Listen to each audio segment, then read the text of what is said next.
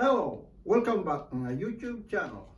Our topic today is GFCI outlet. How to install GFCI outlet. Paano magkabit ng GFCI outlet? GFCI outlet means ground fault circuit interrupter. Magpapalit tayo ng bago. Yung luma ay tinanggal natin. Ngayon, ituturo ko sa inyo. Sometimes only 2 wire, you're lucky. And if you have 4 wire, you have to identify. Now I put 6 wire. If you have 6 wire here, make sure which one here is the power supply. So check first before you install. Of course, before you change the old one, you turn off the power already. So that means no power. Now you install new one, GFCI. Make sure you have to identify which one the power, how to install. I show you how to install this. Papakita ko sa inyo paano magkabit ng bagong GFCI. Okay? Na check muna natin kung alin ang power supply. Ang voltahe, you can see there's nothing. No. So just 6 wire. So to make sure which one the live wire here before we gonna install. So bago natin ikabit tong bagong GFCI, buksan natin ang turn on natin ang breaker para double check natin kung saan ang 110 volt supply, kung saan ang hot supply, kung alin dyan. Okay, now testingin natin. Makikita nyo sa tester walang voltahe dyan. So ngayon check natin itong dalawa, kasi dito makikita natin, we can see here because we show. How about only this outlet? This one we don't know where this coming, this outlet here. Hindi natin alam kung saan galing itong mga wire sa loob ng boxes. Dito makikita natin kasi alam natin galing dito sa outlet, alam natin galing dito sa ilaw. Now how about only the utility box? We don't know where this going, this wire. So of course we know where the breaker turn off. So, pero hindi natin alam kung saan yung main supply. So, make sure, siguraduhin natin na saan dyan. So, mag-umpisa tayo sa baba. Oh, wala siyang power. Itong isa, wala siyang power. Ito, yun, oh. So, we got the 122 volts here. You can see there, my tester, we can see the 120 volts here. That means this is our supply. Okay, I will repeat. Here is the one dot like resistance here. This one here is not the one too. So now supply. So before we go install, bago natin palitan, kasi na-identify na natin ang power supply, turn off the breaker and check again, double check again. Now is no more power. So now alam natin na ito ay line supply. Now we're gonna install this GFCI interrupter. So this one's work like a breaker. Parang breaker to na nagtitrip, nalagyan ng tubig o konting ano lang, magtitrip siya. So ngayon, kakabit natin. Bago natin makabit, make sure at the back, you can see here there's a line. You see here, you can see here there's a line. See, line. And this is a green one. This is for the ground. And the bottom is, you can see here, load. There is a load. That means this is a main supply, this is a load. Okay, so we're gonna put here the hot wire, the supply here, line wire.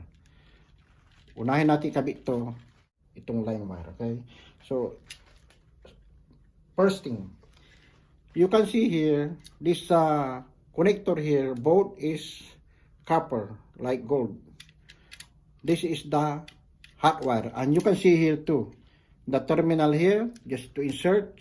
You can see here there's a hot wire, and one side is white. So this white wire, you can identify here too, the terminal is yung tornilyo ay silver. That mean yan ay puti, yan ay neutral. Yung isa parang copper siya, brown. Yan ang ano, parang gold siya. Yan ang hot wire natin. Saka mababasa natin dito, oh. Ito hot wire at saka ito white wire. White wire is mean neutral. So unahin natin ikabit muna ang connect already the ground wire. So next one, hot wire. The line wire here, hot wire is black. Okay. Okay, hot wire. Tight. And make sure white wire is the neutral here. Connect in load side this one. So first one, we're gonna connect the neutral here together. Okay. Pagsamain natin yung neutral sa load side. Kasi itong neutral, load. This is load. There is both on the bottom load side, there is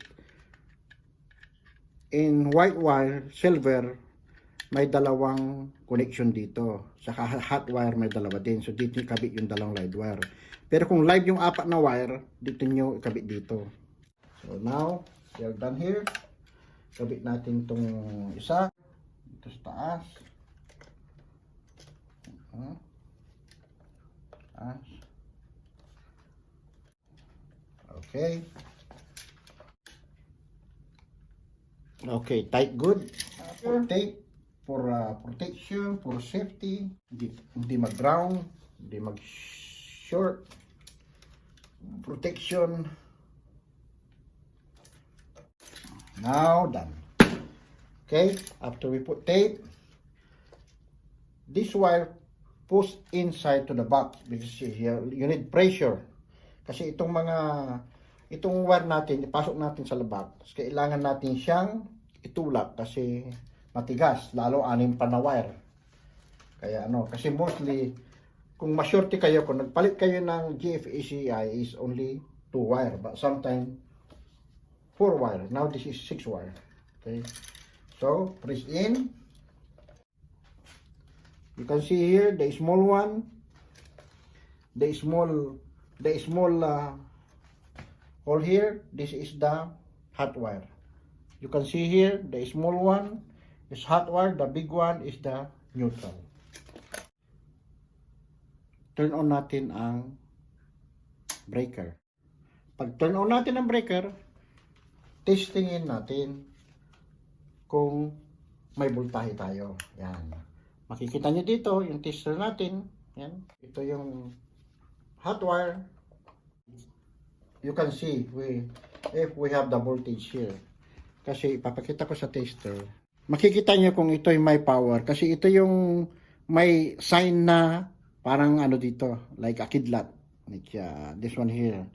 This is the symbol, is the power slide. So we got 122 volts. And the bottom one, sa baba, so mayroon din interrupter natin. Okay? Mag-start tayo sa ilaw. Yung ilaw, meron tayo. Kasi itong dalawang wire, papunta sa ilaw. Yung isang wire papunta sa outlet, ay depende kung di natin sa ito, baka isang kabilang kwarto o baka sa washroom, baka ito sa washroom din o sa kabilang kwarto itong wire na to. Kasi kung dun sa lang, hindi natin alam pumunta, ito nakikita natin dito, kaya alam natin. Pero there. Okay? So mayroon tayong power. Ngayon, we gonna try this interrupter. We will, let's say there's a water grounded or something grounded wire or water or something inside the outlet and touch together that one here. So water inside to be ground, supposed to be here. Trip. I will trip and I'm gonna show you here. You can see my tester here. See now trip. You see here no power. You can see the symbol here. Strip. So this means our connection is right. So yung ibig sabihin, ang connection natin ay tama. Okay? So sa halip na mag-trip sa main breaker, dito na. Yan ang kagandahan ng circuit interrupter. So ngayon, paano natin i-reset? Ilutak ko dito sa baba kasi ganito rin yan. Yan. Paano natin i-reset? How to reset? Here, mababasa nyo dito, may reset, saka test. Reset, test. Now, this outlet, both side is no, this, wala ng power. There's no power. All of this, done. Try to reset again. Just press this one here, by your hand, or your screwdriver, just press, and power on. I-trick natin uli. Nag-short uli. Pwede nyo testingin. You can test it. You can testing. Press. Strip. Press. Reset. Ito yung switch natin ng ilaw. Ganyan lang. My friend. So, sana natutunan nyo ang aking tutorial, itong ground port, paano, how to install ground port interrupter. This is very simple. Okay? Try again. Test. Pwede pa. Yan. Press. Sa trip, okay, kamay lang. Pero sa reset, kailangan nyo madiin. I-reset nyo, pwedeng kamay, pero kailangan madiin na madiin. Just, you need to press hard. Yeah. Yan, okay? Because malalim siya. Yan. Just simple. Before I will end this video, Rowell Neri, your request is granted. And shout out kay Pare Dondon, tatlong KK. Shout out kay Pare Kalma, Pare Kaloy, and Kano, Americano. Until here, and God bless.